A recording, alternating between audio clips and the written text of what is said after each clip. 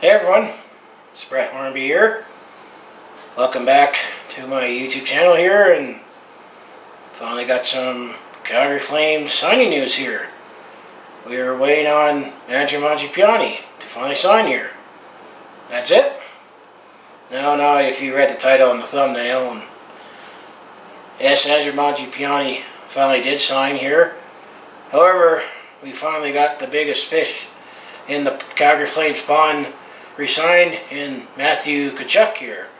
And I'm going to say most Flames fans not only should be happy with the news that he's re-signed, and we're still in pre-season here, a couple more games left to go here, but there's going to be no drama that lasts until the end of November here. And also, maybe given the market, might be happy with the cap hit here. But I'm going to talk about both players here and then speculate on the salary cap situation that these guys are in, and because there's still some interesting decisions or moves to make, and I think, like I did last year, I'll do a opening roster video ahead of their game next week when they start the 2019-20th season, which is the 40th NHL season that the Calgary Flames have played in the NHL here. So first, we'll start with Mangiapane. And there definitely was a lot more drama with him, kind of all for naught in my mind here. I mean, he ultimately settled for that qualifying offer that the team offered to all their restricted free agents back at the end of June there. They had a free agency there. I mean, Mangiapane has definitely been a nice fourth line player that definitely showed that he had a scoring touch in junior era, and is a smaller forward that could play some grit and chip in some offense here. Although he didn't have much leverage yet in the NHL there. I mean, ultimately, he signed a one-year deal worth $715,000, which the league minimum for the NHL is $700,000. There was rumors that, that he was seeking $1 million. $1 million. Do a little Dr. Evil there. And then the Flames saying, no, we want to offer you $800,000. And then a couple weeks ago, he signed this extension right in the middle of September there for that 1 year, $715,000 there. You almost got to wonder, I mean, was it a shrewd negotiator, or did the agent just sign that deal? It's a perfect show-me contract. I mean, he is going to be a restricted free agent again next year, and maybe he'll cash in here, but I mean, he only played 54 games in the NHL here over his 3-year deal. I mean, he played through all his junior, and then his entry-level deal started when he was in Stockton there. However, the only one case that I think he could make, and maybe he kind of buckled under the negotiation and just wanted to get the season started, is it's actually a two-way deal.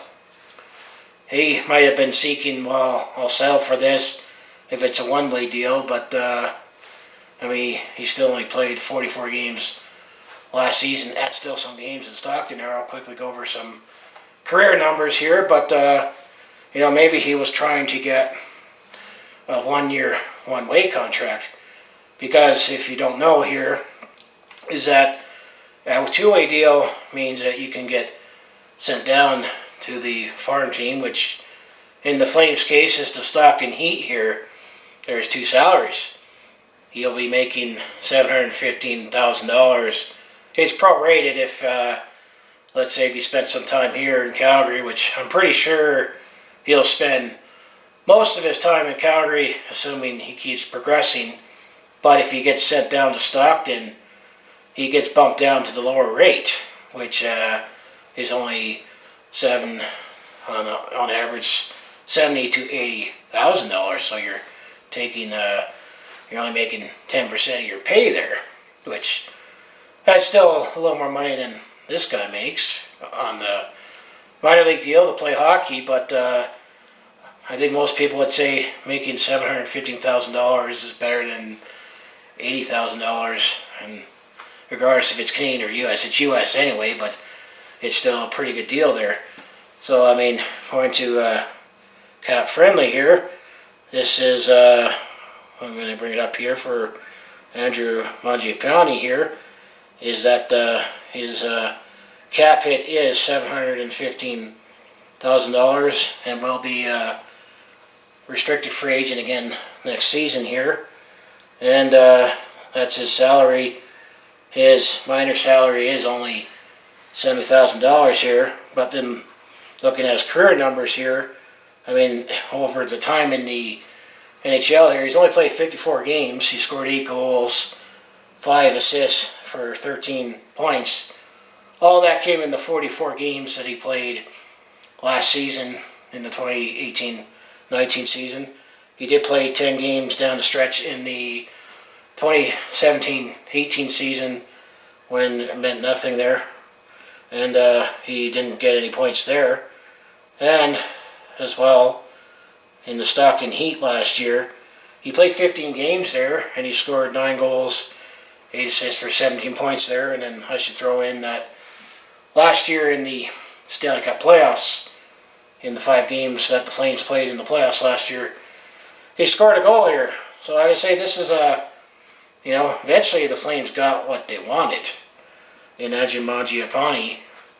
This might be a perfect show-me contract, and given that he's been a nice plugger for the fourth line there, maybe he'll get closer to getting $1 million and a one-way deal. But that's a perfect show-me contract for Andrew Mangiapane, and as I keep saying in my recap videos, which Season 2 will begin after when the preseason's over, back in 2015, he was drafted in the 6th round, 166 overall here, and he's pretty good for a 6th round pick. That we're talking about a productive player here that was thinking he was worth a little more here, but I think eventually, he caved in a little just because he wanted to, get the season going. I mean, the thing with restricted free agents is that, I think they should change it so that the deadline is right when the season starts, so that you don't get all these contracts that go on and on and on. Because the other guy I'm going to get to, Matthew Tkachuk here, there were a lot of big restricted free agents that were in for big pay raises, and they were definitely slow at getting all the big name signs, and we'll talk a little about some other comparables that everyone was waiting for, and not everyone signed, but thankfully the guys that we're waiting for my boys have signed here. So that's Andrew Mangiapane here. But the main attraction, Matthew Tkachuk here. This morning here, I finally got that notification that I've been waiting for from TSN Sportsnet, that Matthew Tkachuk has signed with the Calgary Flames. He's re-signed. It's a 3-year deal. And overall, it's worth $21 million. However, how this breaks down here is that Matthew Tkachuk is going to make $5 million this upcoming season. And according to Cap Friendly, the cap hit is $7 million the next 3 seasons here. He's got $4 million. Maybe he got that $4 million today by signing the contract, because his base salary is $1 million, so he makes $5 million this season. Next season, he'll make $7 million, 3.5 bonus, 3.5 base. And then the last year of his deal, which is 21-22 there, he's going to make $9 million base here. And if you also pay attention here, you don't become an unrestricted free agent, or you're not eligible to become an unrestricted free agent until you've played 7 seasons in the NHL. There's also the number of games and that, but Matthew Tkachuk has been a regular since we drafted him 6th overall back in 2016 there. Imagine, the Edmonton Oilers and the Vancouver Canucks passed on him. Imagine if they picked him up and said we wouldn't be as happy to have, facing him, because already to show you how much of a key player he's been offensively there, but he definitely is a checking forward there, and he's actually starting to make lists. The same list that Brad Marchand is on being a pest here. So, this is definitely what they call this a bridge deal here, is that I think in this case, with taking a little bit of a shorter term deal here, is hopefully I'll get to cash in again, or he'll get to cash in again 3 years from now, when he still becomes either a restricted free agent, knowing that you get qualified at $9 million at least, so you have to take 10% of what he got in his last deal, so he's going to make at least $9 million. However, the smart thing to do, and some teams have done it this off-season, is you're able to re-sign a player to an extension when they're going into their last year of their deal.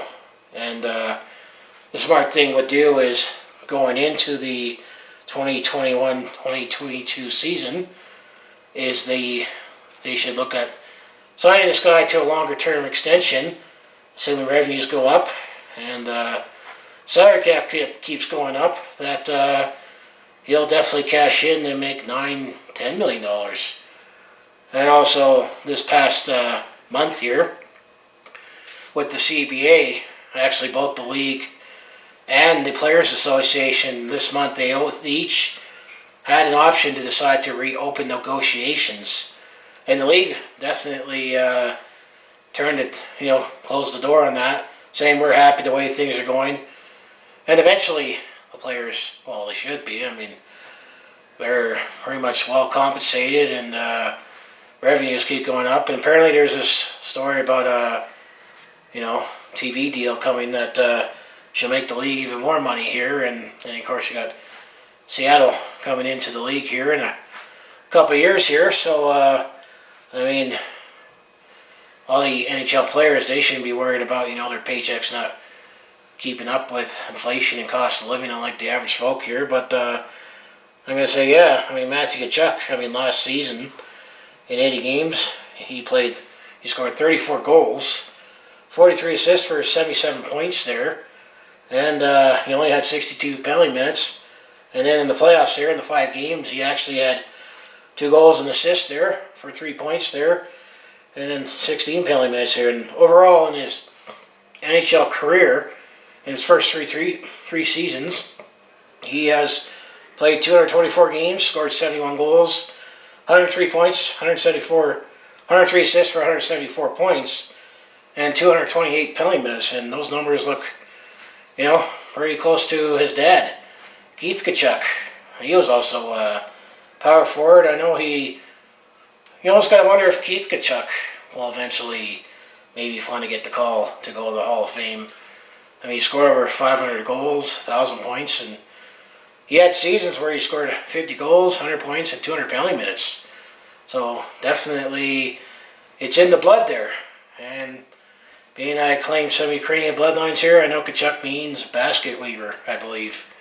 I don't know how to do any Ukrainian dances. I'm happy with this signing, but it's nice that all our business is done here. We got a couple more preseason games to go here, and all our players are signed here.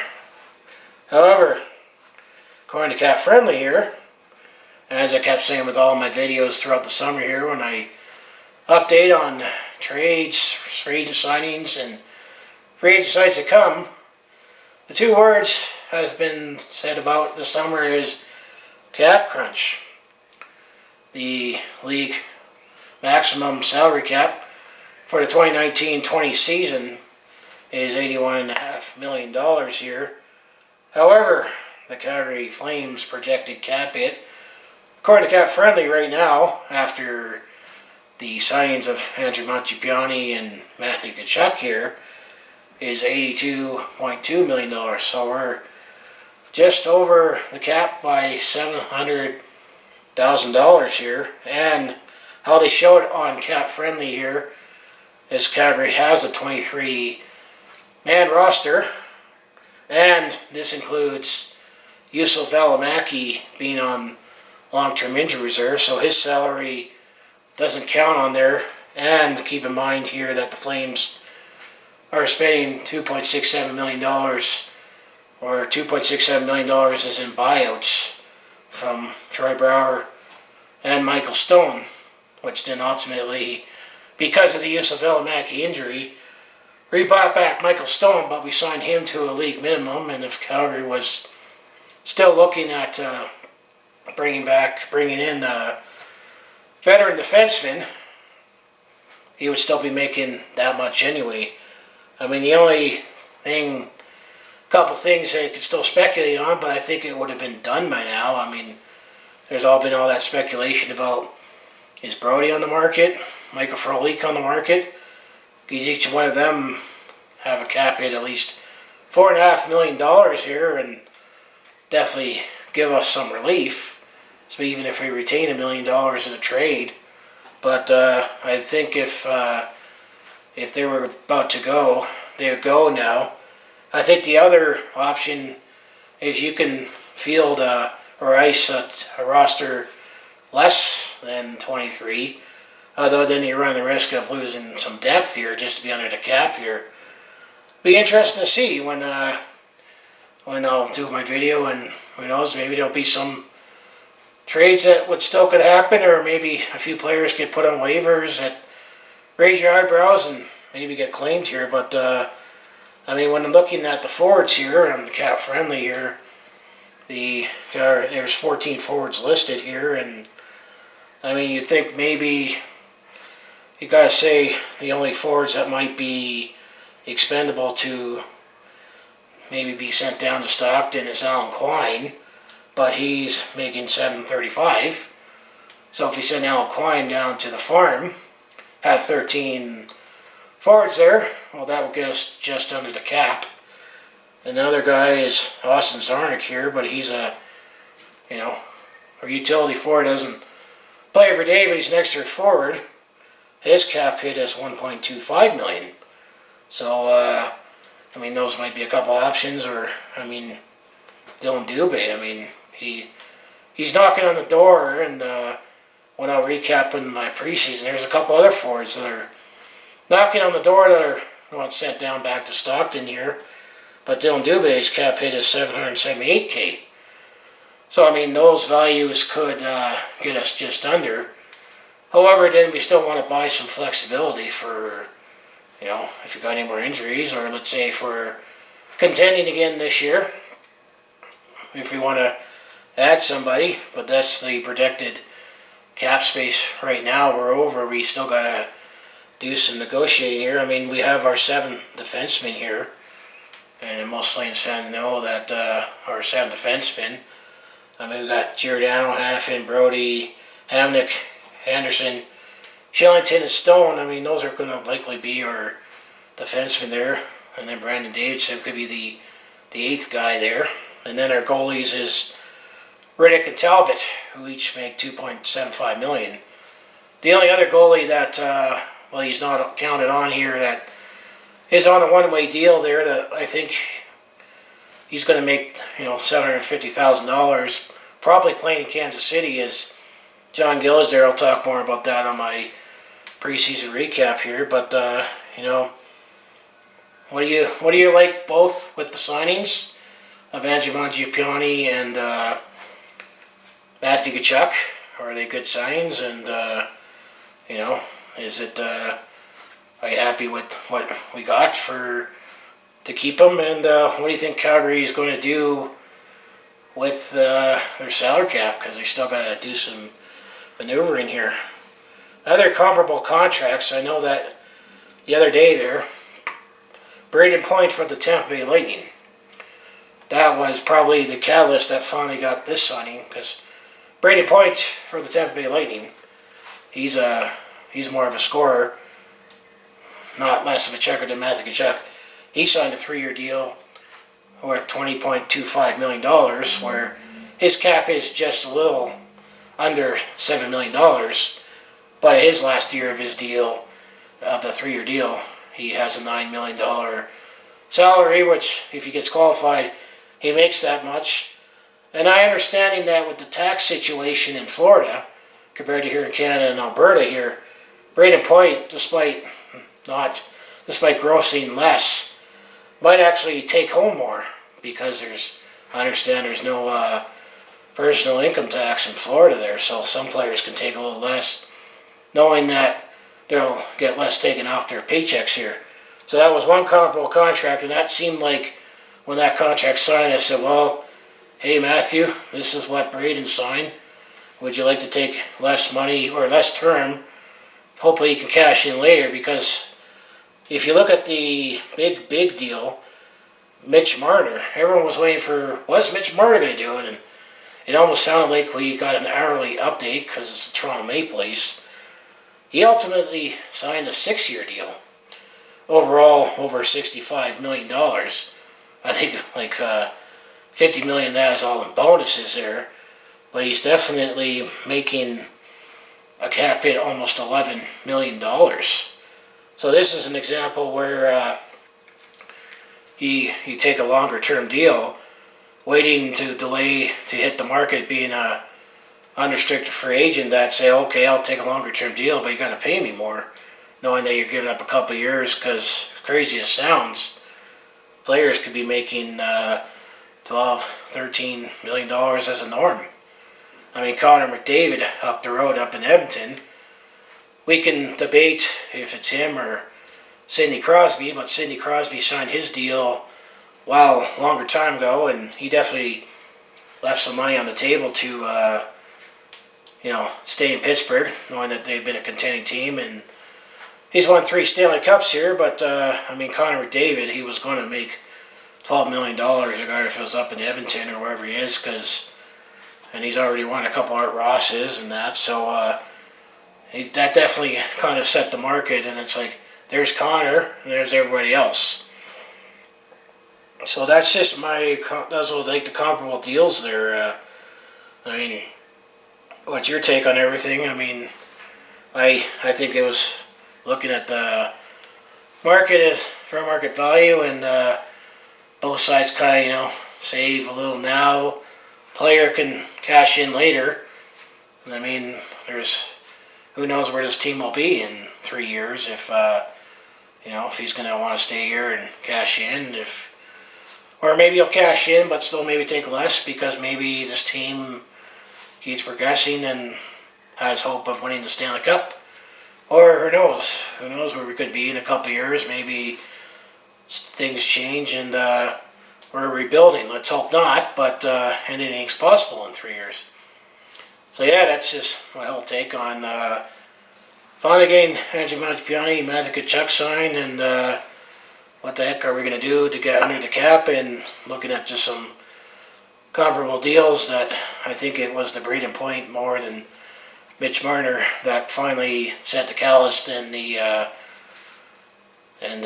ball rolling to get Matthew Tkachuk signed. And the other restricted free agent that got signed early was Sebastian Aho, but that was because Montreal offered an offer sheet, and they strategically threw bonuses in there thinking Carolina wasn't going to pay for it because they don't have as much cash as the Montreal Canadiens there, but that's a debate for other videos there.